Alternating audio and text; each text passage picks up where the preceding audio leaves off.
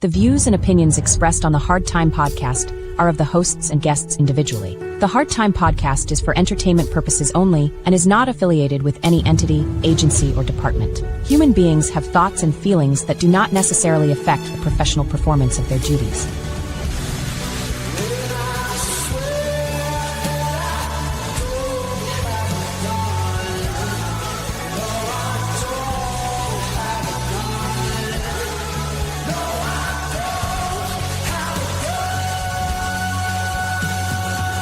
So they always want to try, but we've got to be proactive. Officers being praised for their quick actions. Got to still remain professional and do a job. County Sheriff says, quote, they are heroes in my book. Regular day at the office.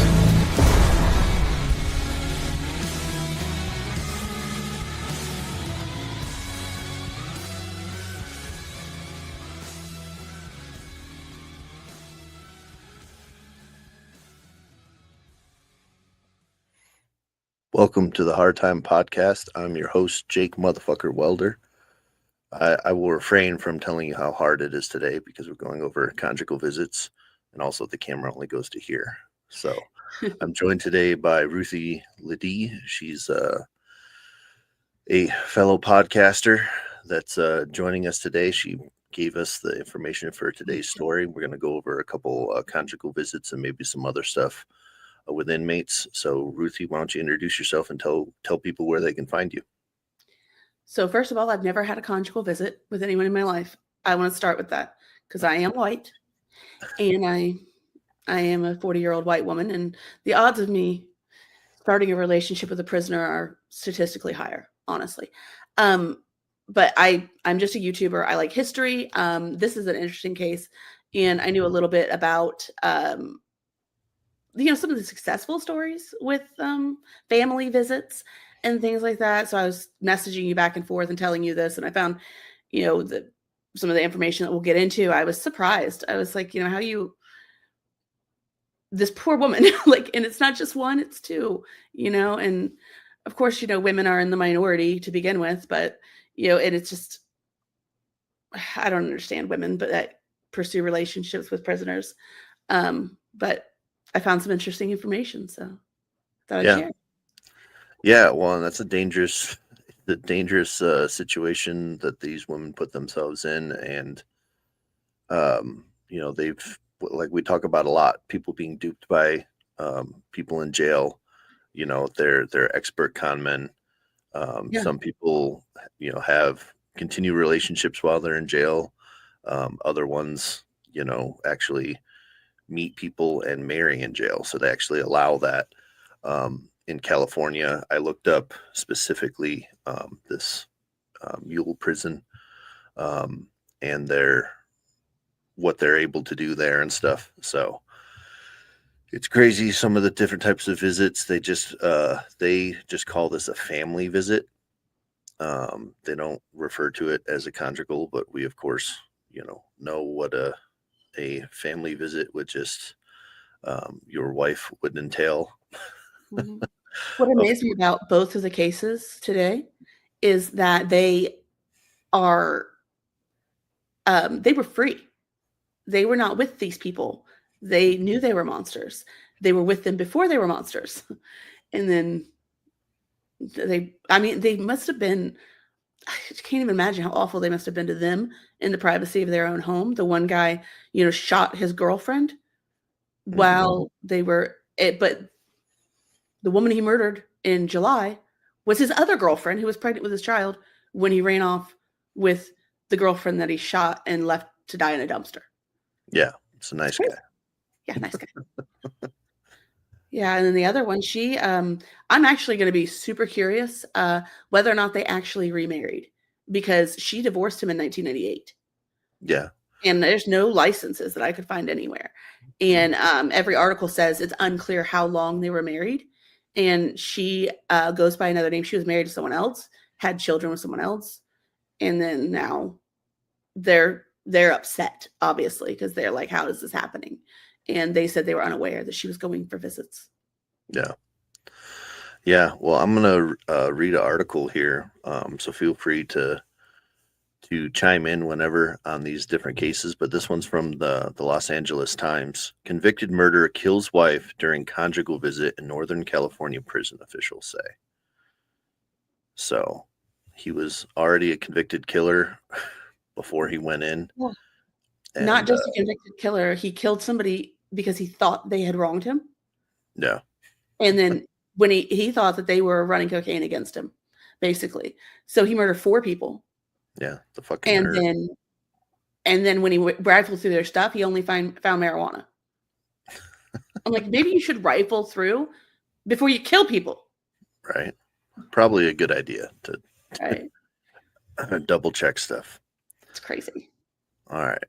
Go ahead. A convicted killer serving life in prison for 4 Los Angeles County slangs killed his wife during a conjugal visit, Northern California Sheriff's Office announced. Stephanie Brinson, 62, was killed in November by her husband, David Brinson, 54, at Mule Creek Prison in the Amador County Sheriff's Office said this week. In 1994, Brinson was sentenced to 4 consecutive life terms without the possibility of parole for killing men during a robbery in Los Angeles apartment, the Times reported. He is currently incarcerated at the California Health Care Facility in Stockton. Around 2 a.m. on November 13th, Brinson contacted officers and told them his wife had passed out, according to California Department of Corrections Rehabilitation. Officers attempted life-saving efforts, but Stephanie Brinson was pronounced dead at 2:51 a.m.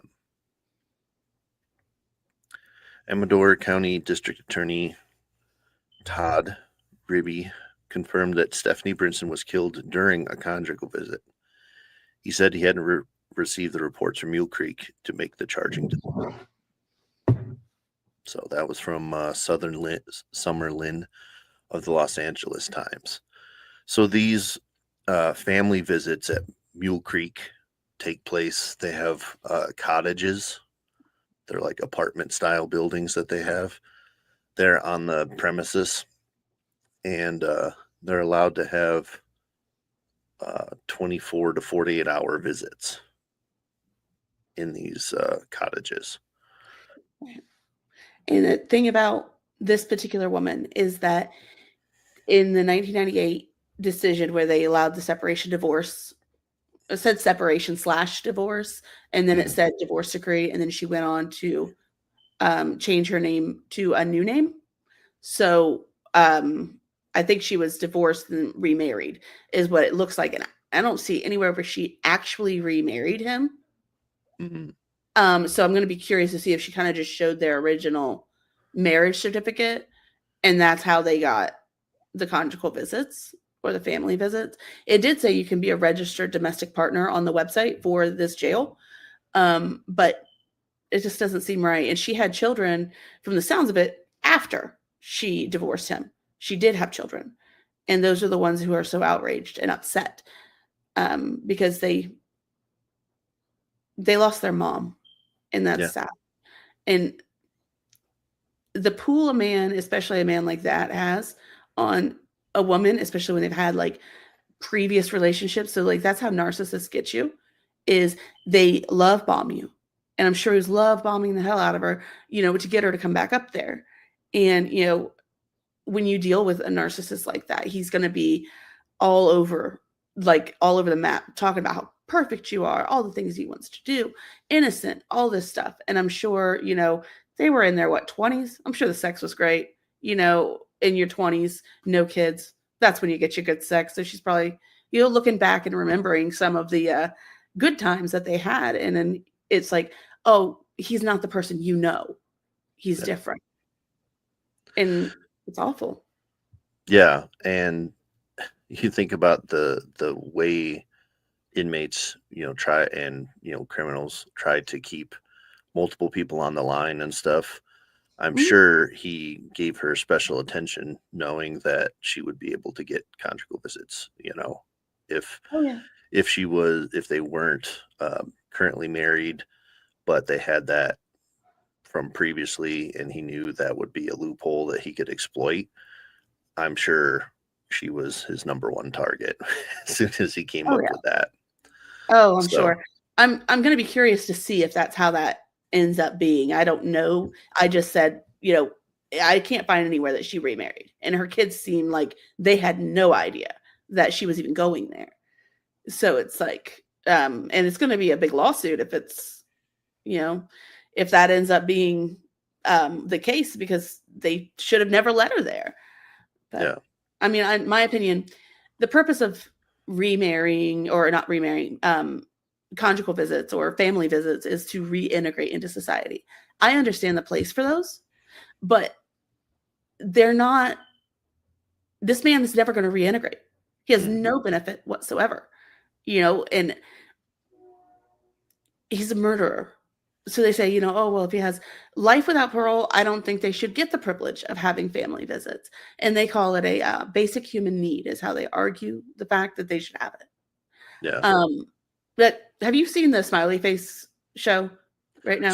Started watching it. Yeah. Well, this week's episode talks about how she's talking about, it's a woman who got with him, and she's like, they just strip away everything. I visit my uncle in prison my whole life, and we would bring him home cooked meals, and we would do this and that every Sunday. And they're just delusional.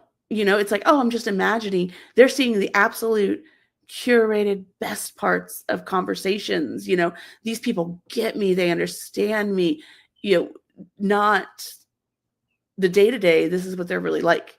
They're hair triggers. They're, and the thing about, so the other case, the one before this, so this case, it seems like there's proper outrage for. But the one before this, what the hell? Like, she married him. So it was at July 1st is when she died. They just referred that to the DA's office like last week, or 2 weeks ago. So they were just going to sweep that right underneath the rug. If this wouldn't have happened, I don't think anybody would have noticed the other cases. But she was married, or she was not married. She was pregnant. And when the guy found out that she was pregnant, he ran off, and it calls him a convicted carjacker. That's what in the newspapers, that's how they're reporting it. He wasn't a convicted carjacker. He shot his girlfriend in the head and left her to die in a dumpster and took her car. So this person, if there's any domestic violence charges, you should not be allowed to have conjugal visits or family visits. Yeah. There's a certain type of person who hurts their family. I've had this conversation with when I was in an abusive relationship, and he was blaming it all on his bipolar disorder. Which he wasn't. I said, come to think of it, now I look back and I see he only had asinine personality disorder, and he was using his illness, knowing that I'm the type of woman who would never leave someone for being ill. Death do us part, sickness and health. Mental health is a part of that. And I would never have left him until one day she said, I have bipolar disorder. And one time I flipped out so hard on a McDonald's employee because I was at my limit. My medication had stopped working. She didn't realize that she had become kind of immune to it. And she said I was holding everything in because I never want to hurt my kids. And I loved my kids so much. And when they look back, they don't remember her flipping out ever. And she said, but I would flip out on like a random bank employee or something, just yelling at them just because, she's like, it did kind of relieve some tension or whatever, I guess. She's like, I would feel bad. She's like, but the idea that he is only doing it when it's with his family, that shows that he's not bipolar. He's an asshole. And I was like, oh. She said, I couldn't flip it off. She said, this is back, her kids are older than me. So she said, back then I was standing in the McDonald's and I couldn't flip it off when the cops showed up. I kept right on going. And my ex-husband, he would flip it off the minute the police started walking up. He was calm, collected. He was fine. And that's what she pointed out. She said, certain types of people think that they own you. You belong to them. And therefore, they're domestic abusers. And the rest of the world will think they're great. And those are the kind of people who get domestic violence charges. And therefore, they should not be allowed to have conjugal visits. If you've ever had intimate partner violence, ever. And I don't know how they don't understand the psyche behind it. So the guy that murdered his, so she was pregnant, and then he ran away with another woman when he found out she was pregnant. Then he killed that woman, left her in a dumpster, went to prison, then turned around, and he was facing life with the possibility of parole. So he went up for parole in 2024. I'm going to guess he probably thought it would help his chances with the parole board. They remarried in 2023, or they got married in 2023. And when she was in labor for his child is when she looked up and saw him on the news that he had murdered somebody and been arrested. That was when she found out. That it's awful how to find that out, and then she raised her son, single mom, all that stuff. And then in 2023, she thought he was going to get out. And so she married him and then turned around, and he, and I'm sure he was like, oh, I'm sure he put everything on the girlfriend that got murdered and left in a dumpster to die, but he was already a piece of shit. He was running after, he left you pregnant. Oh, but she ended up going back and marrying him. Then he was on suicide watch when the conjugal visit happened, and he had just been denied parole. Why? You're looking at somebody who he'll never get out, and he knows that. Yeah. Well, and that's the thing. They don't have, they said for, death row inmates, which they don't have in California anymore, was one of the few reasons if they were on death row that they wouldn't be eligible for visits. It sounds like they've gotten more and more permissive with who they've allowed to visit. They said that people with that hasn't been included as people with extremely violent crimes. That's so not something are still available, but they've not done it. There's a stay of execution on everybody, so it's still there is technically still a death row, right? But that's the only criteria that would keep you from having visitors, which means basically everybody can have these types of visits. And I think about like the physical plant, what does it look like? What does supervision look like for those types of visits? Hopefully not an OnlyFans account. No, yeah, let's hope not. I mean, honestly, that is an option. If you want to be able to monitor them, they should just set up a camera in the room, live stream it to OnlyFans. It'll make money, and then it'll be fun.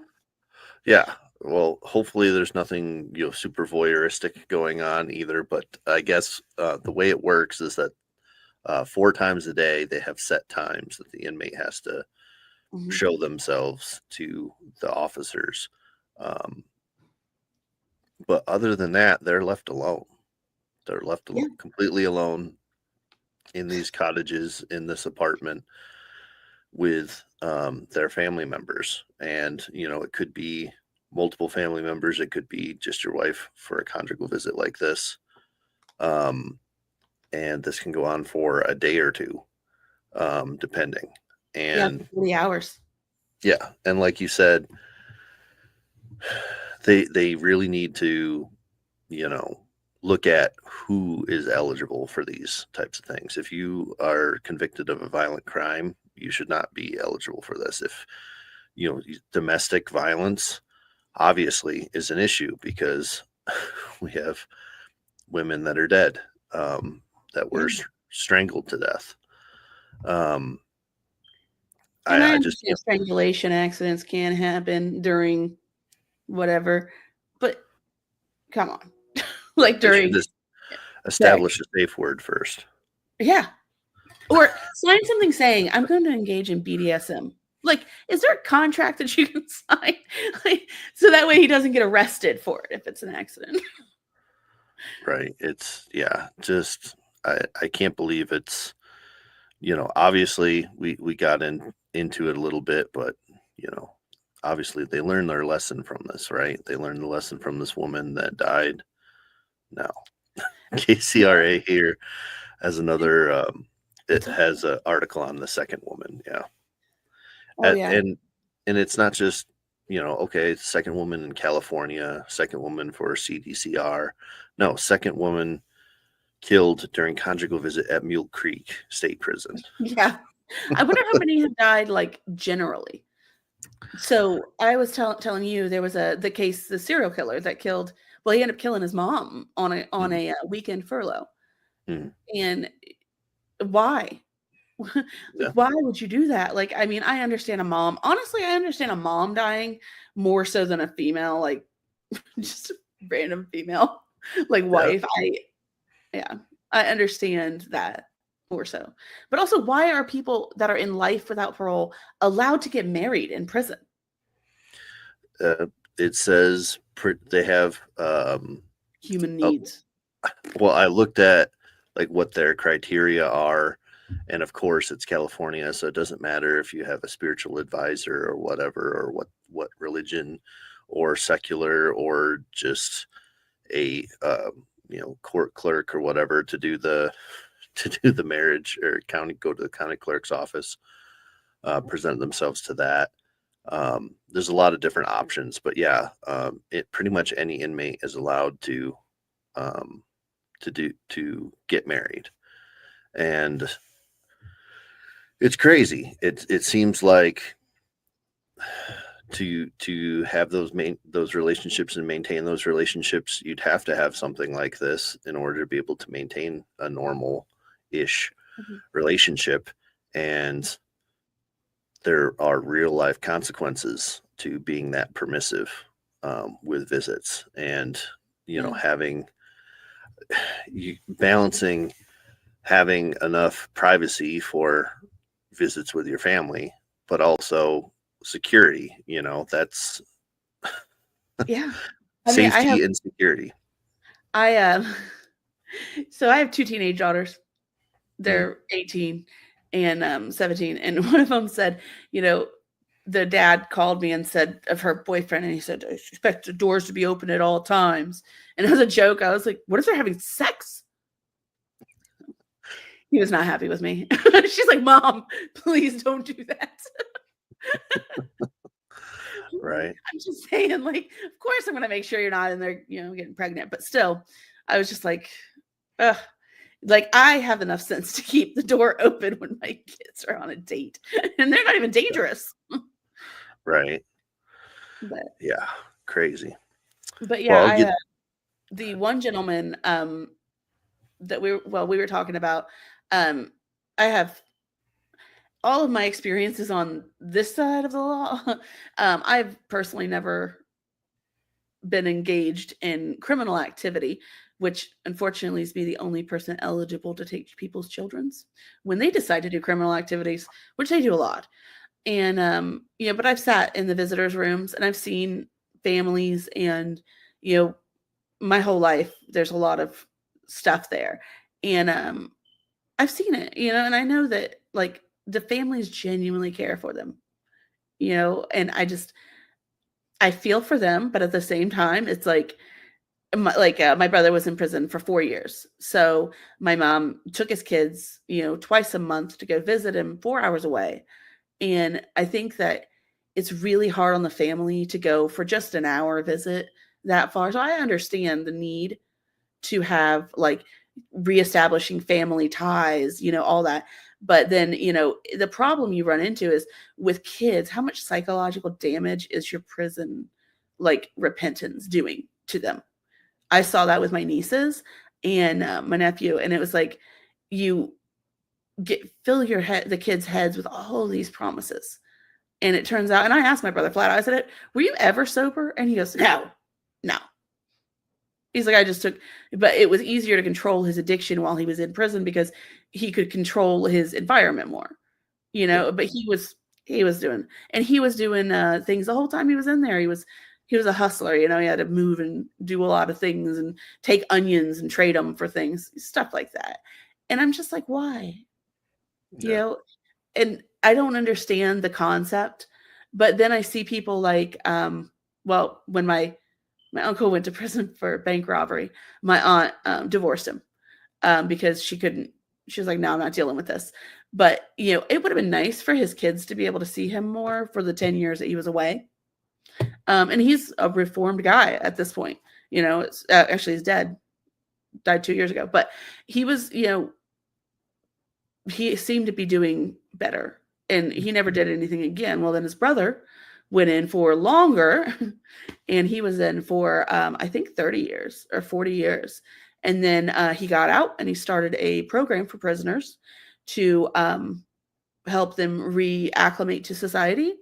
And, he seemed like a really nice guy. He was in the Navy, or no, the Marines before that. And that was how he ended up in the situation. His institutionally, he was like almost addicted to like the control that other people had over his life. So he ended up getting out of the Marines after Vietnam. And then his, I forget, it was a squadron or commander, I don't remember what it's called, in the Marines, but his immediate supervisor was like, I've got an idea and I'm putting together a crew. We're going to rob banks. So he was like, yeah, okay. I mean, he trusts the guy. It was his commanding officer. And then they all got busted and threw him under the bus. And my other uncle was involved too. And when he got out of the 40-year prison term, he's tried. Like, he had all these things he wanted to do. And when he got out, he realized he couldn't do any of them. He was an ex-con. Yeah. So he, people really thought he was reformed. And one day they got a phone call. He right back in. He literally went in and robbed a bank the exact way that he did before with, I think it was like an old lady mask. I was young when it happened, but he was like an old lady mask. And then, went back to prison because he couldn't take it on the outside. Yeah. He wanted, because like I said, he went from high school to the Marines to prison, jail, no, to back to jail. He just couldn't handle it. So I think that it's good to have like reintegration plans for people, but when it's violent crimes like that, like, come on. Yeah. Well, that's California. This is the cost of them leaning too far into the rehabilitation. And I totally see why, family visits, like you said, for reintegration, for, instead of doing an hour visit with corrections officers standing around and a bunch of other inmates and stuff, like doing a separate family thing in the cottage and stuff would be something that would appeal to the inmates and their families. But like you said, the safety and security part of it, the safety has not been looked at very closely. Right. So, Well, and I look at, someone I know, I won't say who, she had, when she got pregnant, and then he got arrested like 2 months later for distributing, I think it was coke, but he was low level, like low on the totem pole. They wanted the bigger fish. So he ended up getting I think 2 years, 2 or 3 years. And he was in Minnesota is where he had to go for the visit, or for his prison term. So she drove him out there, and they were so accommodating to her for the fact that she was pregnant. He was low on it. Like, he wasn't a violent offender. It has made it to where he can't like get good jobs and stuff. But they had such a hard time. And she would drive out there with the baby every, 2 to 3 months. She would drive out there and they would let her stay, at the prison cottage situation. It was federal, I think. If he had to go to Minnesota, I think it was federal. And they would let her come out, and that really helped them maintain their bond. And he was good to her, as far as he was doing it because he was kind of in that life, but he learned his lesson and he never did it again. So he's been excellent to her. And I see them and I think I can understand the point for it. Yeah. But he had an end date, which can be a bad thing. We talk about that with the Reagan Tokes case, having that end date. It's like, almost like it doesn't matter what I do while I'm in here, and like I said, the one guy, I can't believe he was on suicide watch when they allowed, and he had just had a failed, parole hearing. And then they let his wife come to visit. Yeah. Like, you're setting him up. Well, for the details of the case, this KCRA article from Amador County, California, says a second woman was killed at Mule Creek State Prison in Lone last year after a conjugal visit with her husband, officials said. That November, the death of Stephanie Dowles, also 62, that was interesting, during a visit at the prison with David Brinson, was determined to be a homicide.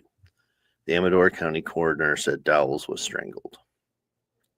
Now we're learning another woman was also slain during a visit with her husband at the same prison a few months before that. KCRA Investigates spoke with the family of Tanya Vanessa Corpez Thomas. Quote, "We were born and raised in San Francisco. We were raised with our grandparents," Jenny Rojo said. She and Thomas were first cousins. "We've literally been together since birth," she said. Rojo said Thomas was a single mother to a 25-year-old son who is now in the Air Force. "It's just tragic what happened," Rojo said. Her family learned Thomas died on July 1st, 2024. She said that Thomas spent more than half her life battling lupus, but the disease is not what killed her. "For her to be taken this way, it's just gut-wrenching," Rojo said. The Amador County District Attorney tells KCRA Investigates that Thomas's husband, 48-year-old Anthony Curry, is charged with her murder. Thomas's family said Curry is accused of strangling Thomas during a conjugal visit at Mule Creek State Prison. Thomas was found unconscious in a family visiting unit by prison staff called to the scene, according to the California Department of Corrections and Rehabilitation, CDCR.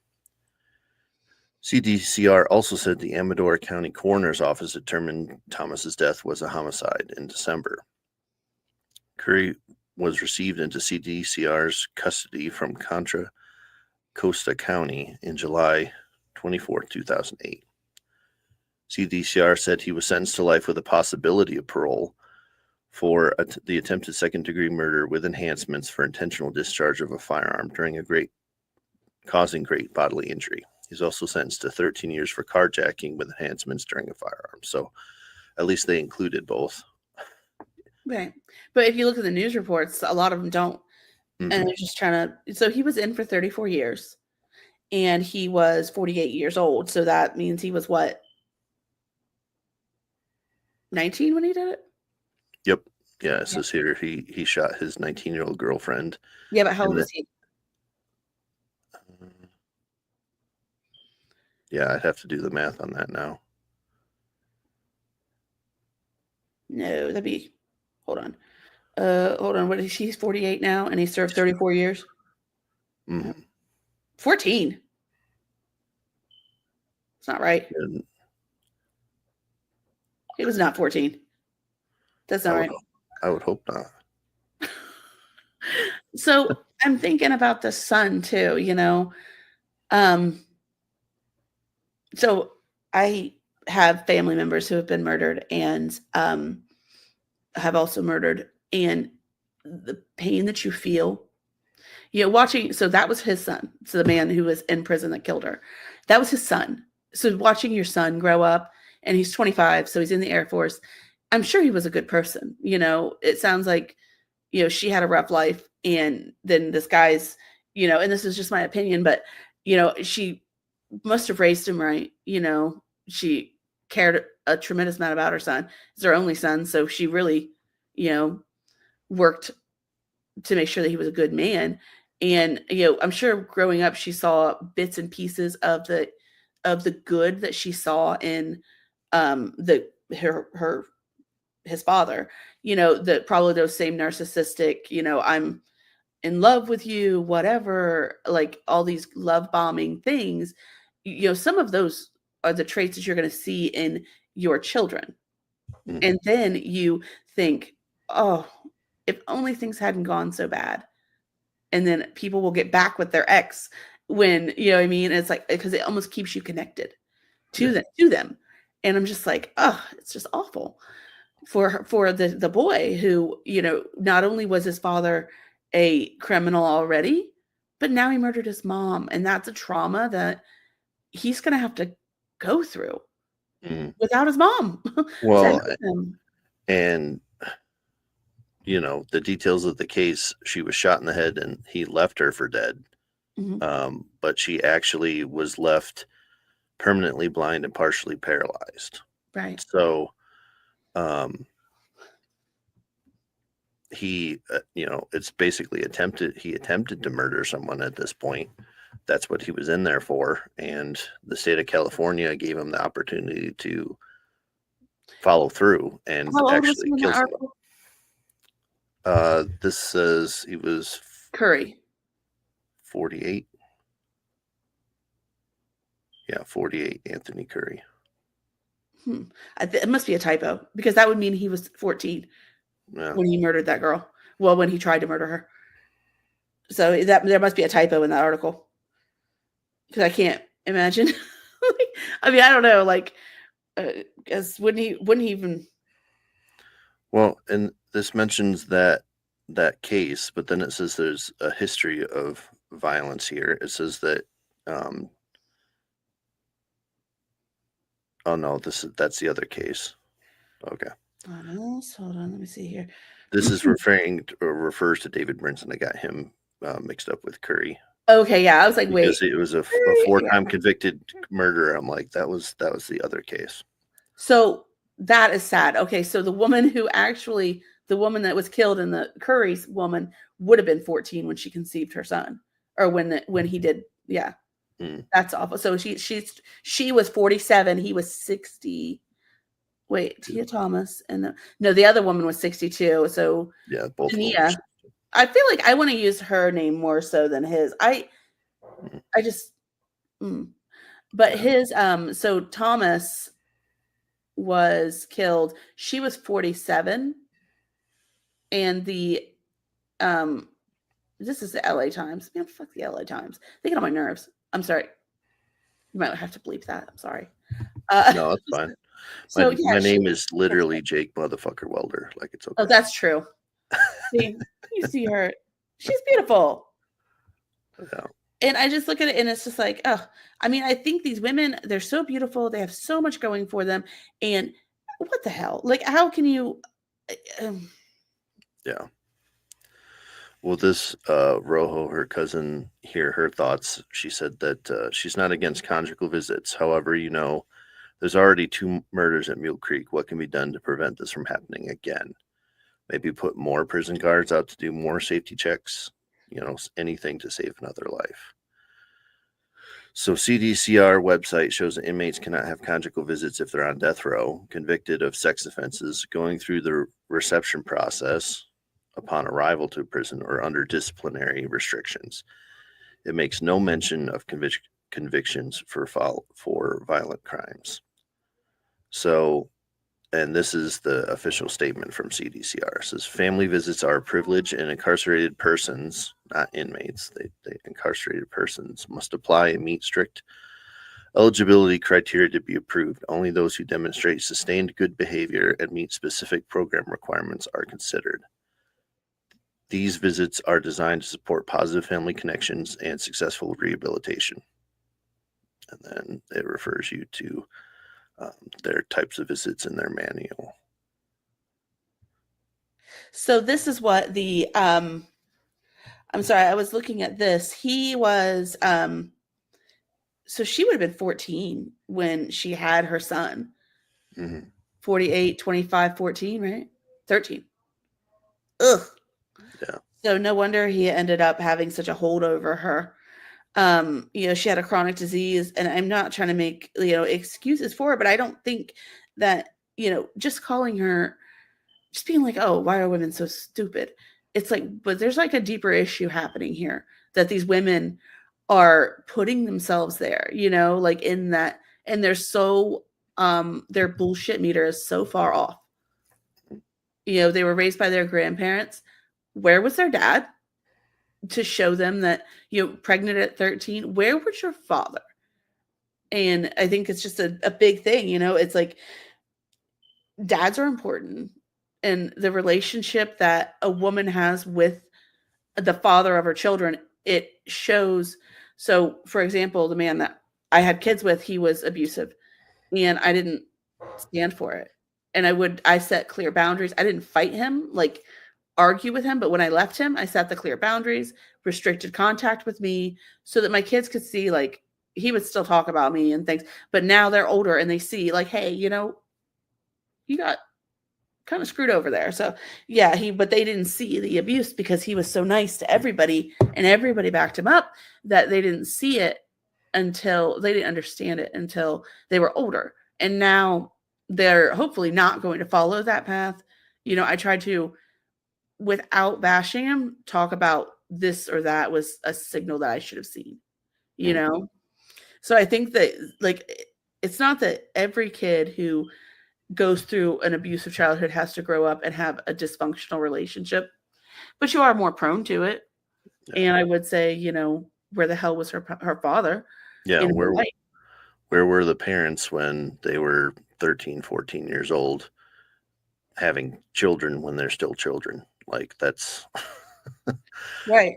that's I'm a big issue. And then here we have, the state of California CDCR is supposed to be responsible for the safety.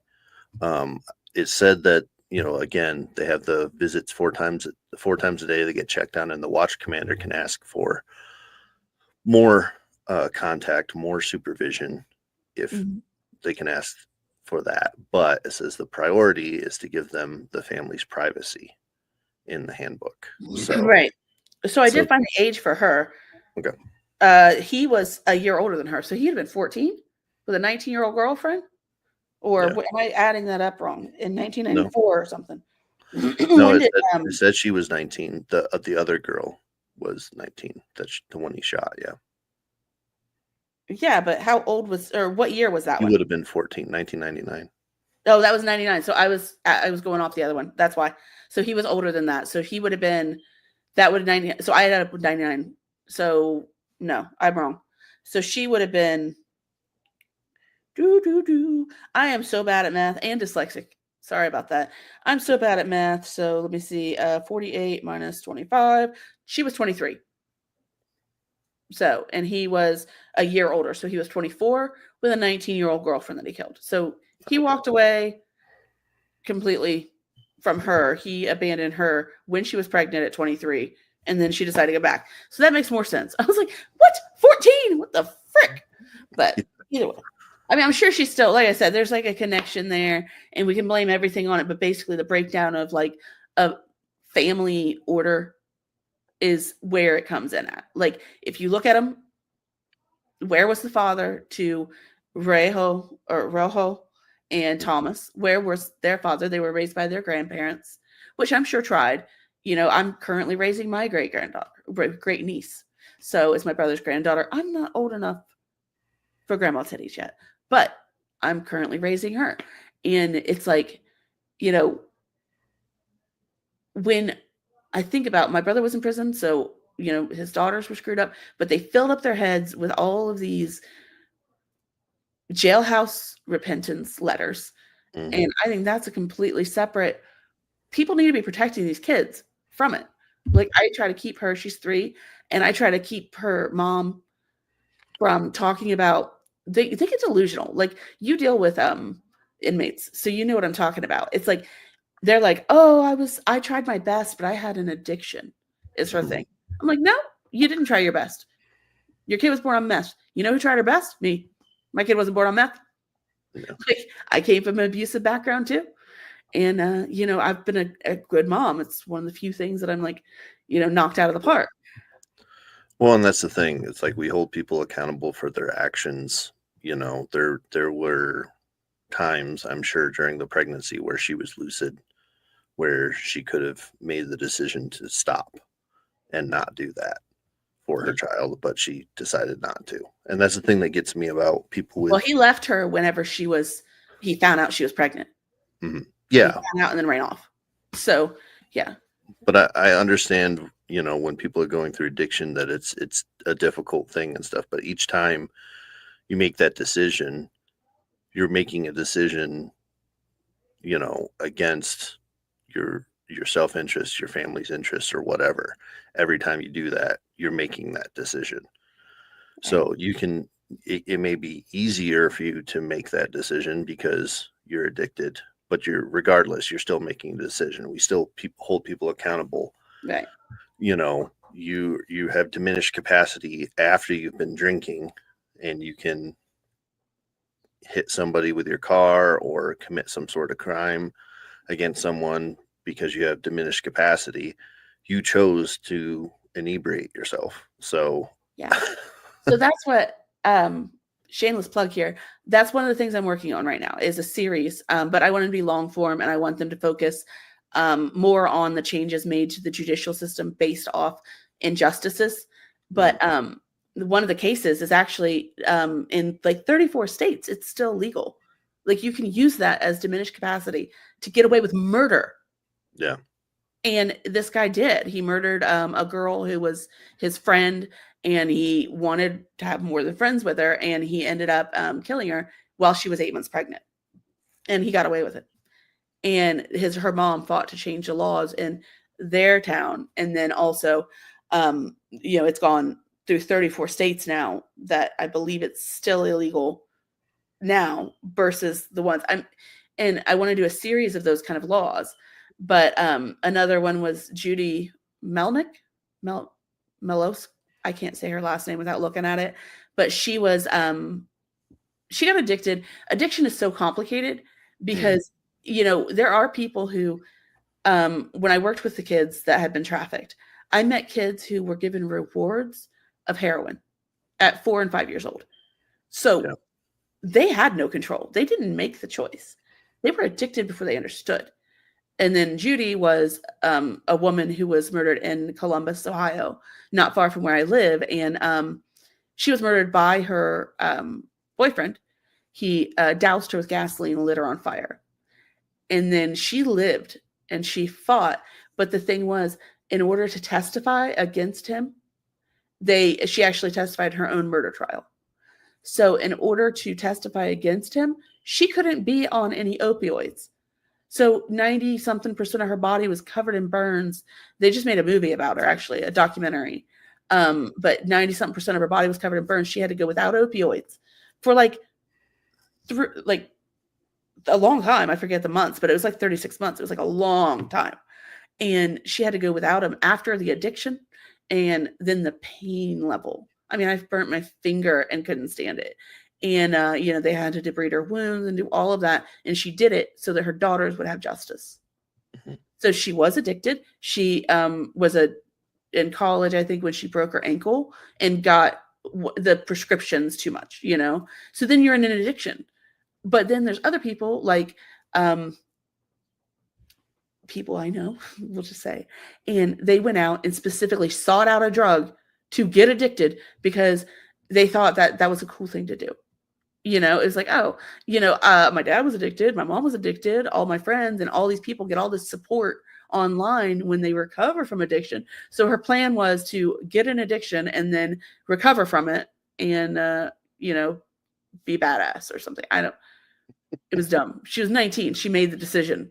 And I'm like, I understand, but basically when her dad overdosed, she decided she was going to go ahead and take that same drug and see why it was more important than her. So we're dealing with kids that was dumb, but she was, I think she was 18 when she started that, she was 18, she made the decision. It's really sad she would even conceptualize it that way, but in her mind, she was like, I'll stop as soon as I get pregnant. And then she got pregnant and she couldn't stop. And then she lost her baby because of it. And then, it's like, it's just gone on and on. And, I know that addiction is hard. I've never gone through it.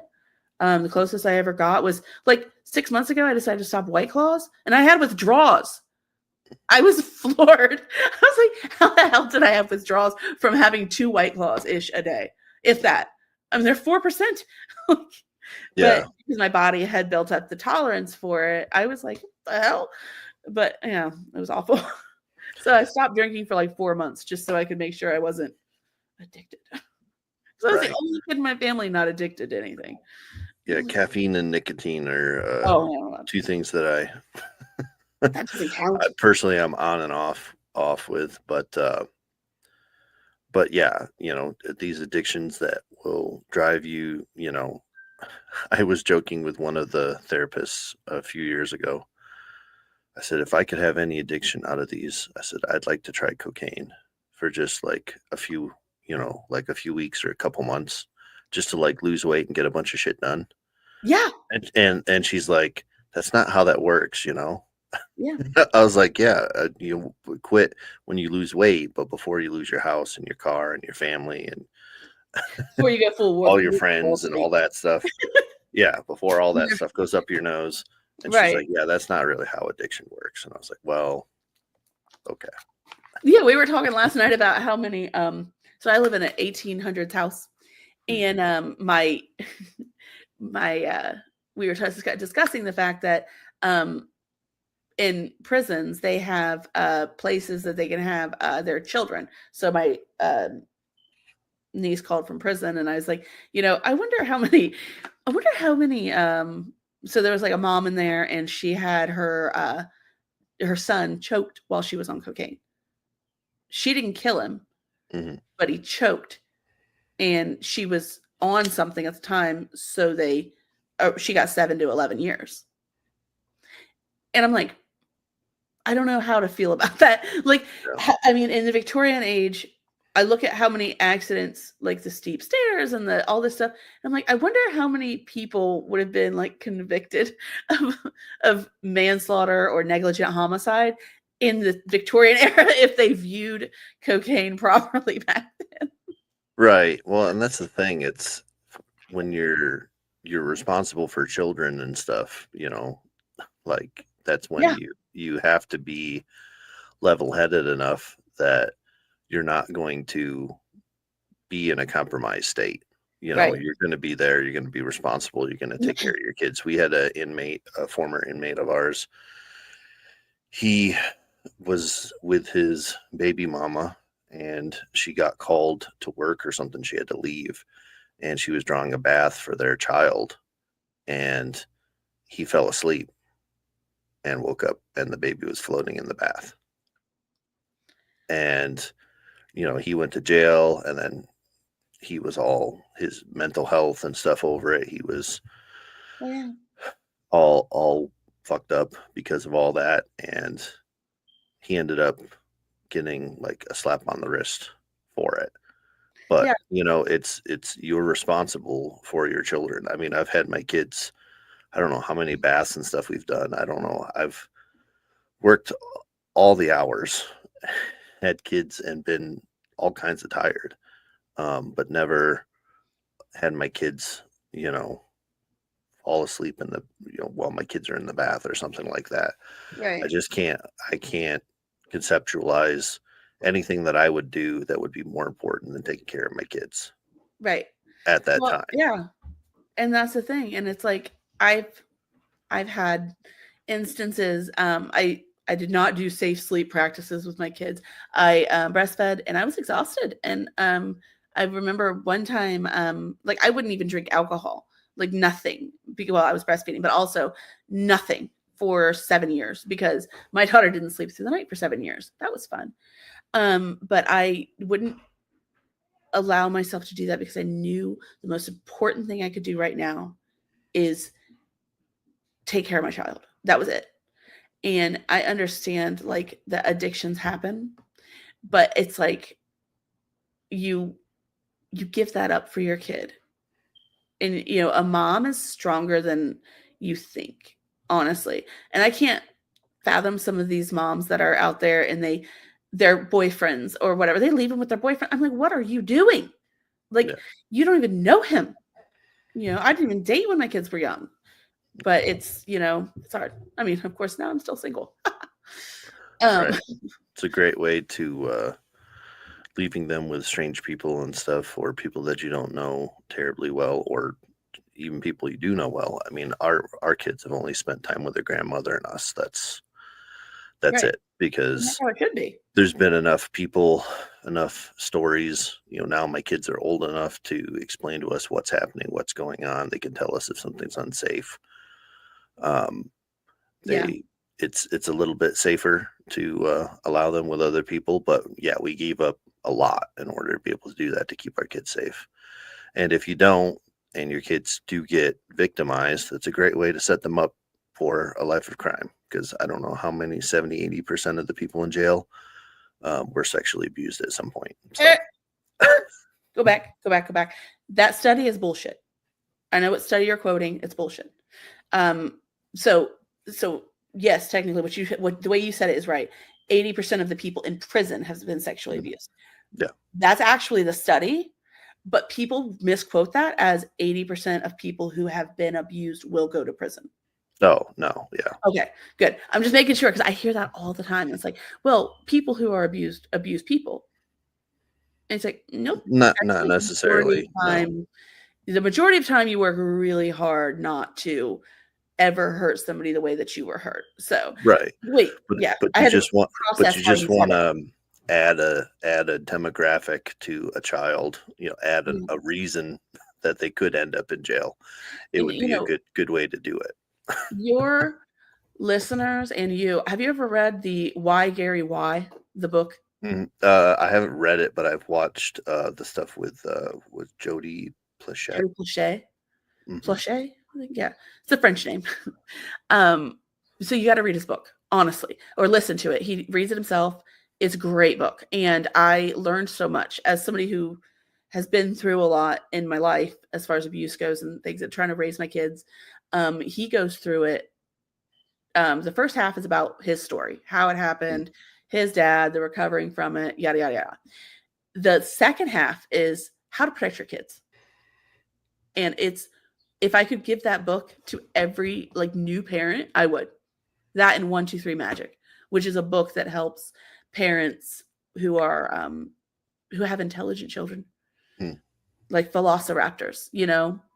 They intelligent children. They test you like velociraptors on Jurassic Park. You remember I never saw the second, third, fourth, fifth one. I only saw the first one. And it made such an impact on me when I think it was Bill Paxton and his character was standing there and the velociraptors were attacking the fence. And he was like, no, they'll do it all day just to see where the weaknesses are. Test the vulnerabilities. Yeah. Yeah. And I know prisoners do that, but also extremely intelligent children do. And it's exhausting. So my kids got into the habit of pushing me so much. And she was like, and I was like, I did not want to end up doing to my children what was done to me. No. And a lot of times, like in that saying, it says, when you have a temper tantrum with there was no yelling, screaming, hitting, and something allowed, or temper tantrums allowed. And she says, and I'm talking to the parents right now, like these things, which you look in the stores and stuff like that, and they're not in control of their kids. And the only way they know to control them is by yelling, screaming, hitting, because this is how they were controlled when they were younger, most of the time. And it's like, oh, so, we can raise kids a different way, and then they won't grow up and think that they're owed this respect that they're not owed, but, you have to also learn how to control your surroundings. I think the thing with this, tying it back to the conjugal visits and the family visits, is that you're dealing with a man who, for example, the Curry, the one, he was, by the way, she was a domestic partner, not his wife. But he was suicidal. He was stuck in there, just found out his parole got denied. Everything was out of control in his life. And he resorted to domestic violence. Because this is what they do. The people who they can control, they overdo it and they try so hard to control them. And that's got to be, I'm sure you see it with prisoners, that they're trying to control who they can. Yeah. Any little thing they can. If they can control what type of, if they get milk or chocolate milk or whatever, even if it's not an option, they'll try to manipulate it so that they have some sort of control over somebody. So yeah, I worked for a center that was for convicted juvenile offenders who had been trafficked. So they were trying to get them into behavioral intervention versus just sending them to juvie. And that was what, it was just constant in the manipulation. And it's you had to remember these kids saw that. It was it was awful, but they would try everything. And I'd imagine that probably doesn't change much as they get older. And it gets worse. It gets worse. Oh, yeah. As they get more experience. Well, and that's the thing is and then also weak men, they're more likely to do it. to do abuse in the first place. So the one guy, he was already in prison for killing a woman he was with. Yeah. He couldn't control her, so he killed her. And it's like you're already dealing with somebody who resorts to violence against the women they're in relationships with or intimate partners in order to maintain control in a life that he can't control. And then he's in this crisis, and they let him bring in somebody and have 40 hours alone with her. Yeah. It's crazy. It's nuts. Well, thank you, Ruthie, for joining me today. Tell people where they can find your YouTube. So Ruthie LaD on YouTube. And I need to make a Instagram maybe the next time I come on, or I'll drop it in the comments or something on this, but it'll probably just be like Ruthie's Not Funny or something, but I'll look it up. But right now it's just on YouTube, and I really appreciate you letting me come on, and I want to build it. Like I said, there's a few different things. I love comedy. I am fun and flirty with a lot of things, but at the same time, when it comes to like crime and talking about like female victims and things like that, I think that there's a certain level of like, not jokingly, like, what I mean? Reverence. Like, reverence almost. Yeah. Like I want to come back on. I guess I'll have to come back on and talk about the Reagan-Tokes Act, huh?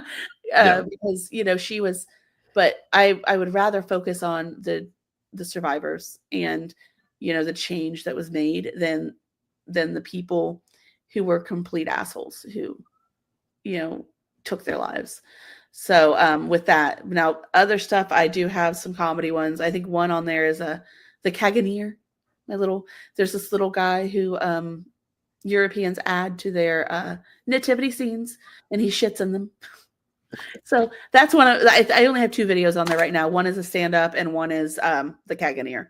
So explaining what a Caganeer is. So I'm working on the Reagan-Tokes video, and she was, like I said, they made changes that make all of us safer because of that tragedy. So that's one I'm working on right now. So yeah, if I can, I'll come back on and talk about her. Sounds good. And I'm not a comedian, but we always tell a dad joke here at the end of Hard Time. So Ruthie, what do you call a Frenchman who's been attacked by a bear? French bread? Claude. Claude. That makes sense. Claude. All right, that makes sense. All right, I like it. I like the dad jokes. I like the vibes. Yep. John always tells me if the dad jokes happen during the episode, then the episode's over. But I love dad jokes. I think they're awesome. So all right. Well, appreciate you again. Appreciate our listeners and especially our subscribers providing beer for my children. I get no beer. We'll get a little pony beer, or maybe we'll get you a White Claw. That's a mini White Claw, like a little Keganeer size White Claw. Yes, Keganeer. That'd be cool. Actually. All right, guys. We'll see you again next week. Hard Time will return. Bye. Goodbye, Jake.